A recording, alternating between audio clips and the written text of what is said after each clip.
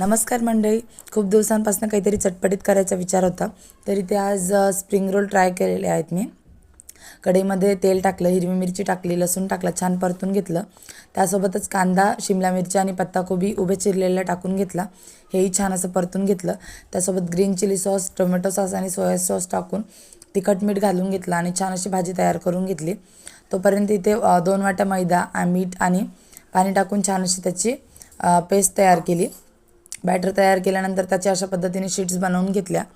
खाली एक शीट घेतली, मैदा लावला खाली आणि छान असे रोल बनवून घेतले. सगळे रोल बनवून घेतल्यानंतर कढईत तेल तापायला ठेवलं. तेल तापल्यानंतर एक एक शीट टाकून मस्त अशा तळून घेतल्या आणि सगळ्या आपल्या शीट्स तयार आहे. याला तुम्ही सॉस किंवा शेजवान चटणीसोबत सर्व करू शकता.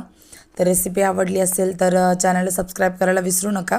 शेअर करा, लाईक करा आणि पटकन असं चॅनलला सबस्क्राईब करा.